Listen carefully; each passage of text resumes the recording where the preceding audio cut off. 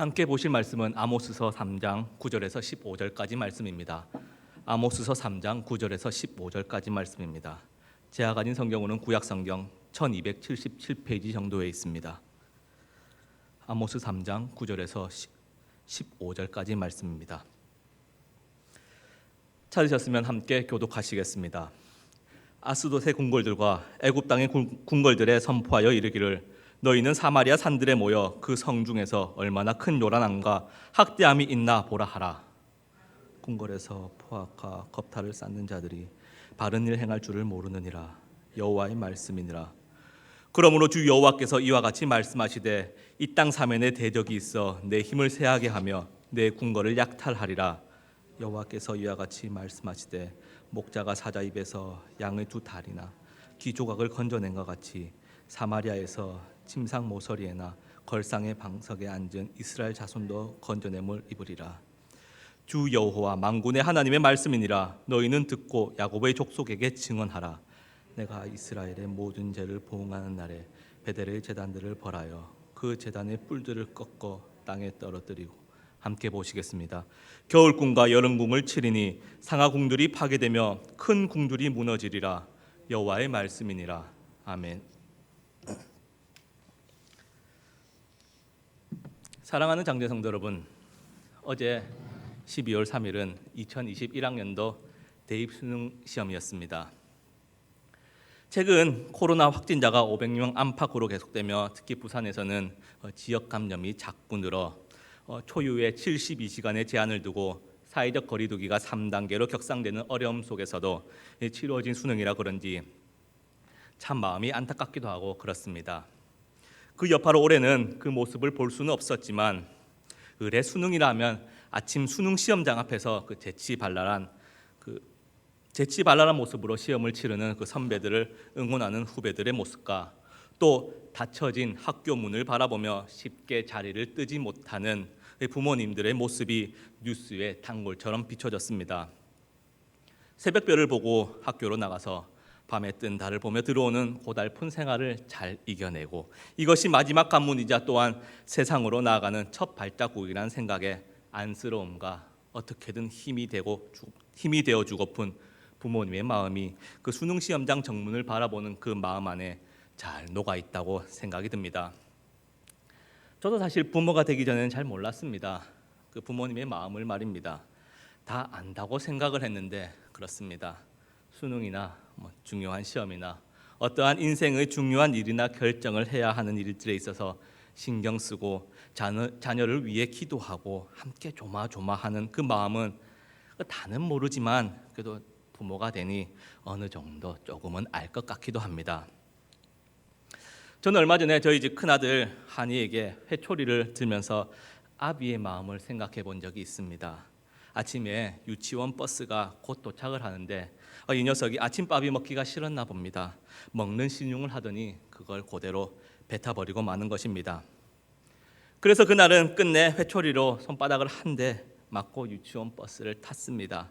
물론 유치원 버스 안에서도 눈물을 뚝뚝 흘리며 그렇게 저는 환희를 떠나보냈습니다. 이게 참 마음에 걸리는 것입니다.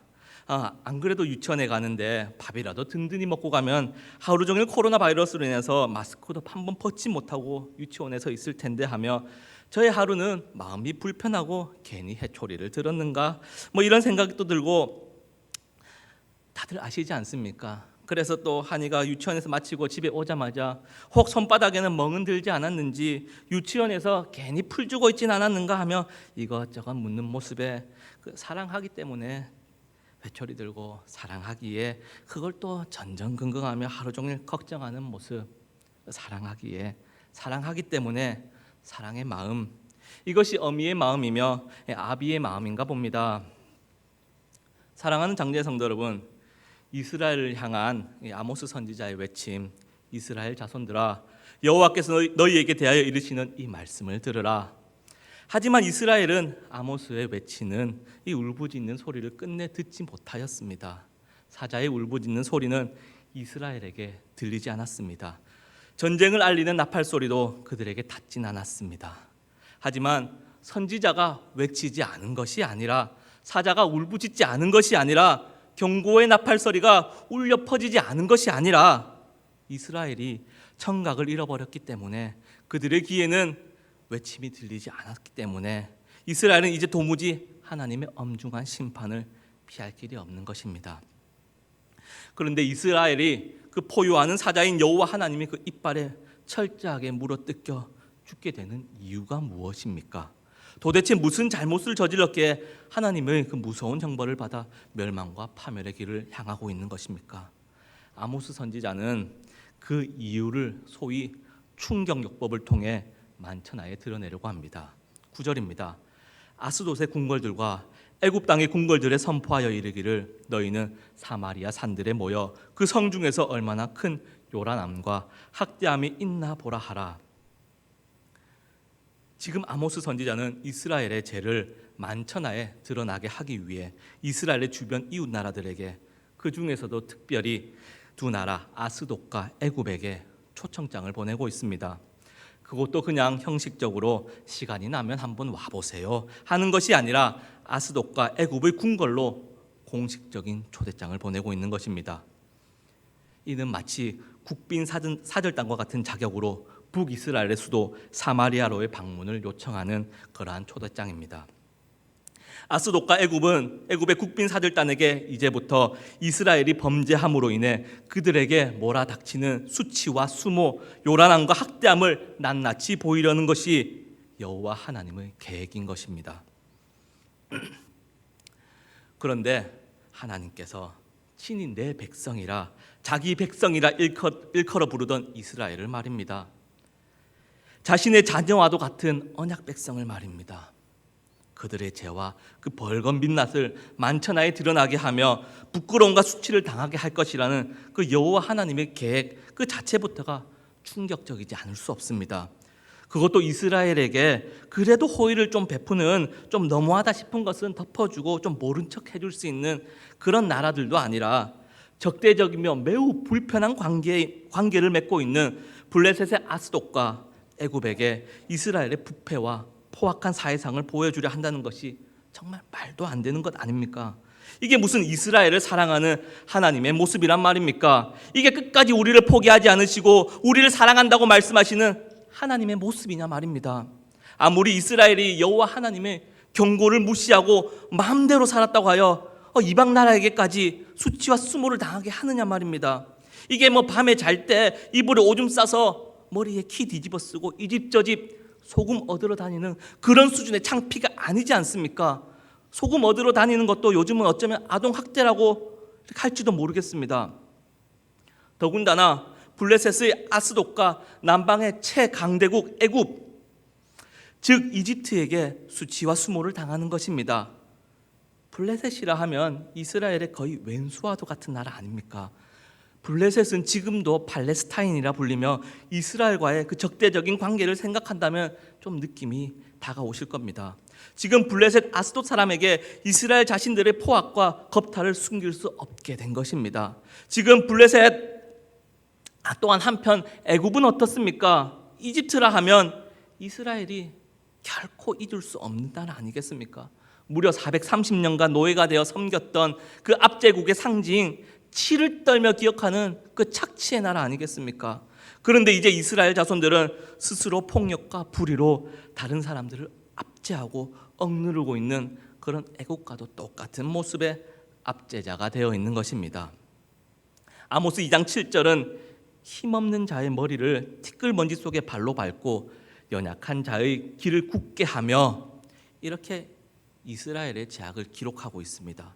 애굽이 이스라엘에게 행하던 그 모습과 별반 다르지 않는 것 같습니다. 이는 분명 이스라엘이 애굽에서 압제당하던 고난당하던 그 기억은 어쩌면 완전히 잊었음을 말해주고 있는 것인지도 모르겠습니다. 애굽 사람들이 블레셋 사람들이 사마리아로 모여들었습니다. 그리고 그들은 사마리아 도시를 마치 원형 극장 삼아 관객석의 자리를 잡고 앉았습니다. 사마리아라는 극장에서 벌어지는 일들을 바라보고 있습니다. 곧 포악과 겁탈이 그들의 눈앞에 펼쳐질 것입니다. 관객석에서는 비아냥거림과 조롱이 터져 나옵니다.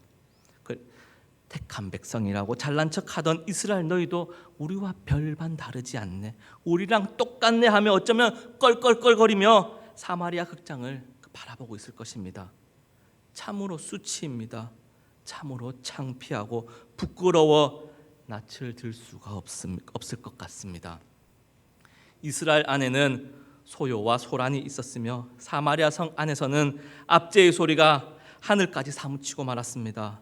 압제와 협박의 소리는 정부기관의 밀실들에서 들려왔으며 부패의 그 썩은 냄새는 종교의 성소들마다 진동하였습니다.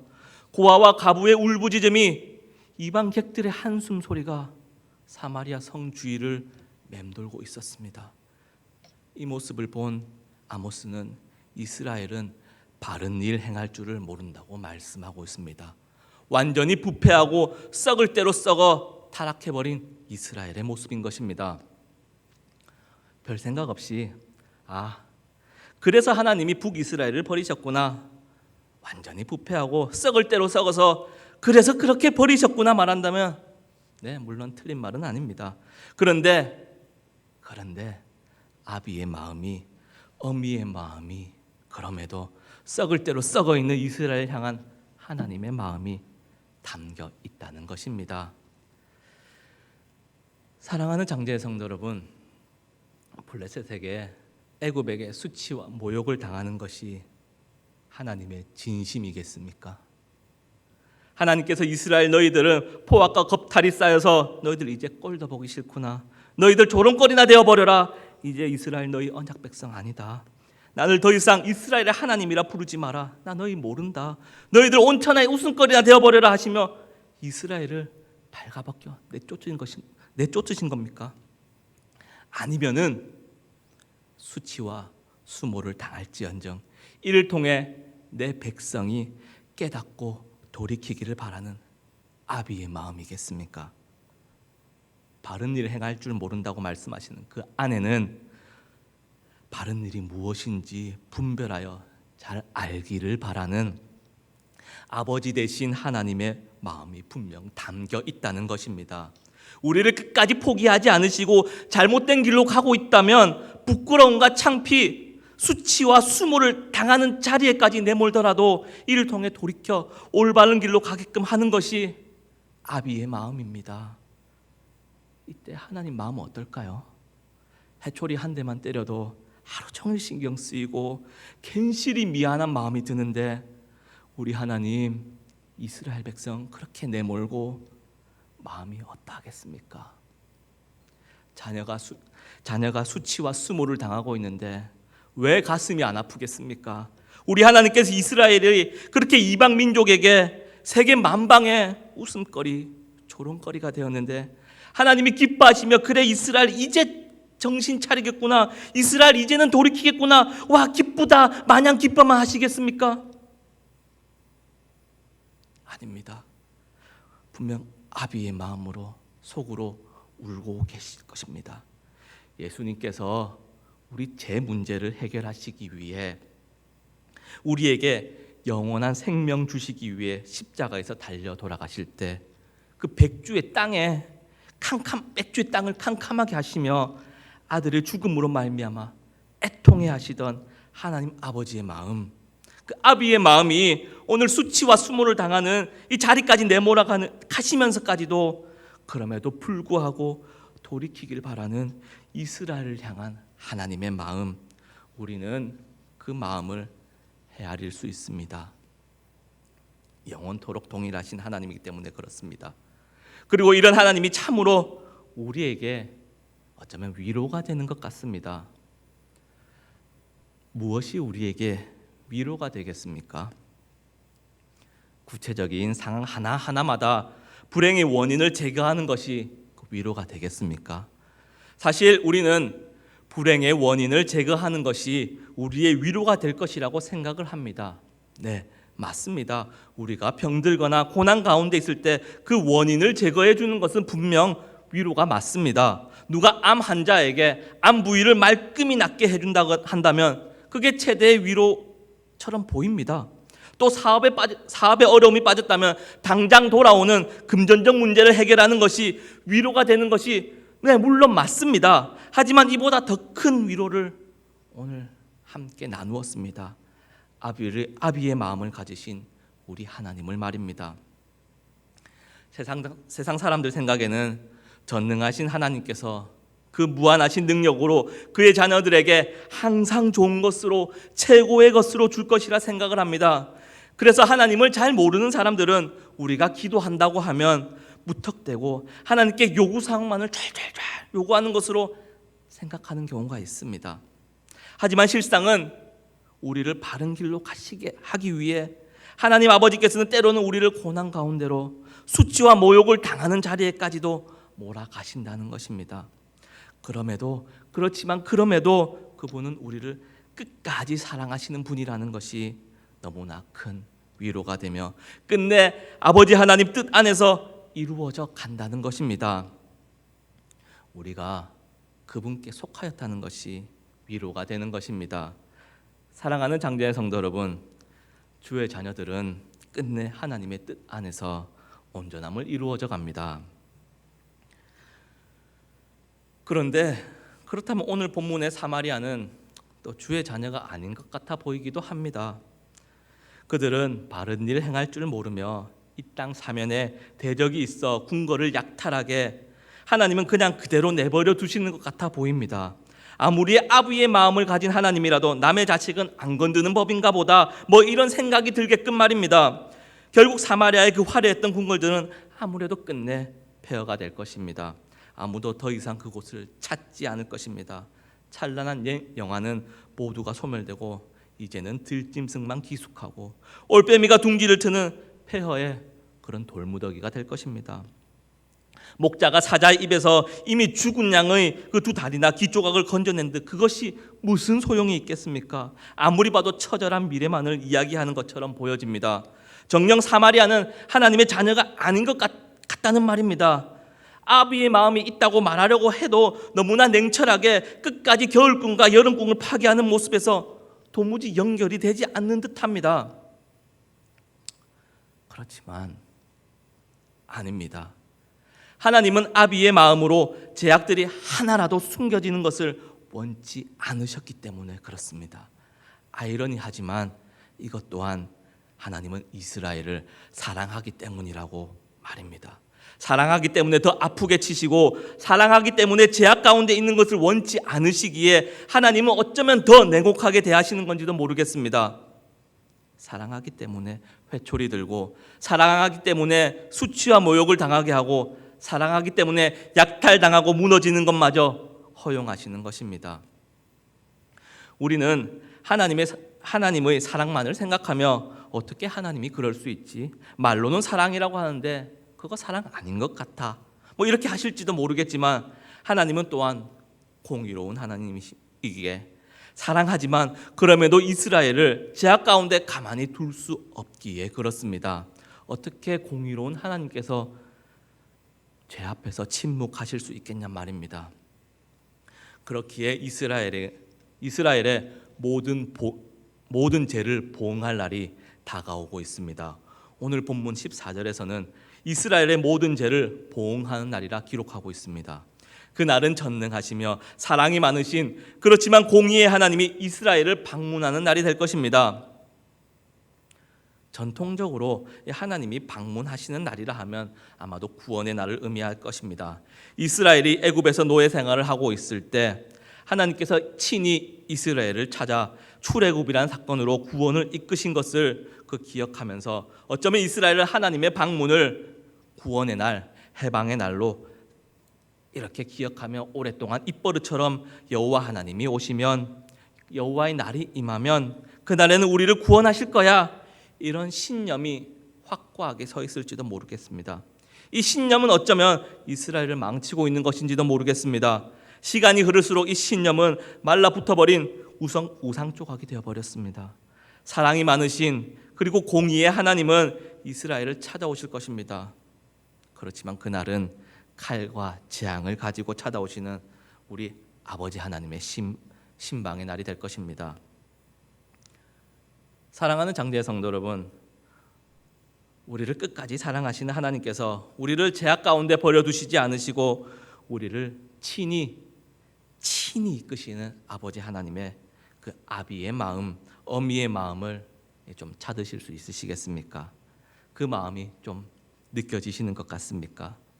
겉으로 보기에는 요동함과 학대함이 넘쳐나는 것 같지만 그 안에 담겨 있는 하나님의 마음 말입니다.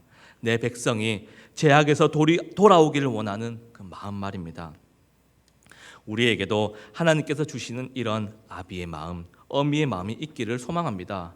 우리 주변에 하나님을 모르고 예수를 몰라 어두운 죄악길에서 병들고 신음하며 죽음으로 달려가는 이들이 너무나 많습니다. 우리 가족들 가운데도 어쩌면 있을 것입니다. 가족 구원을 위해 밤낮 기도하며 하나님 만나달라고 애원하며 기도하시지 않습니까? 아비의 마음. 저도 지하철에서 그 예수천국 불신지옥 외치는 사람들이 별로 보기가 좋지 않았습니다. 사람들이 다 싫어하는데 도대체 무엇을 위해 저렇게 외친단 말인가 이런 생각이 많았습니다. 특히 그 불신지옥이라는 말이 아무래도 저는 문제가 있다고 생각하였습니다. 예수를 믿지 않아서 지옥을 가는 것이 아니라 우리의 죄 때문에 지옥을 가는 것이지 않습니까? 우리의 죄 때문에 가는 것이지 예수님을 믿지 않아서 지옥에 간다고 외치는 것은 마치 약을 먹지 않아서 죽는다는 말과 같아서 저는 잘못된 내용을 지하철에서 외쳐대는 것 같아서 참 보기가 안 좋았습니다. 그런데 어느 날인가 그 외치는 분과 대화할 수 있는 일이 있었습니다. 그분이 자꾸 예수 믿으라고 하길래 제가 저 예수님 믿습니다 이렇게 했다가 여튼 그분과 대화를 하게 되었는데 그때 참 그분이 물론 방법론적으로는 잘못된 길을 간다는 것은 동의를 하지만은 그분 안에 외치는 그 마음에서는 정말 그 아비의 마음이 있음을 저는 발견하였습니다. 죄악길에 서 있는 그 사람들에게 하나님의 사랑을 전하고 싶은데 도무지 방법은 모르겠고 그래서 그렇게 외치는 것이 아닐까 이런 생각을 하고 나니 그래도 그나마 마음이 좀 덜 쓰이는 것입니다. 사랑하는 장된 성도 여러분, 우리 아비의 마음, 어미의 마음으로 우리 주변을 한번 돌아보시길 바랍니다. 코로나로 인해 너무나도 삭막해진 이때 하나님의 사랑을 우리가 먼저 그 사랑 들고 나서는 것은 어떻습니까? 애통하며 죄악길에 서 있는 자녀들을 모욕과 수치 가운데 몰아넣으면서까지 돌아오기를 바라는 하나님의 마음을 헤아린다면 이 겨울 우리의 믿지 않는 가족들, 사랑하는 주변의 이웃들 그렇게 두실 것입니까? 그냥 그렇게 죄악길에서 죽음을 향해 달려가는데 그냥 그대로 두실 것입니까? 정녕 말입니다. 그들을 수치와 모욕의 자리로 몰아넣는 것은 좀 그렇다고 하더라도 어떻게 해서든 돌이켜서 하나님 앞으로 돌아오게 하여야 하지 않겠습니까? 주의 자녀라면 말입니다. 주의 백성이라면 말입니다. 사랑하는 우리 가족이라면 말입니다. 하나님의 사랑을 전하는 저와 여러분 되기를 소망합니다. 함께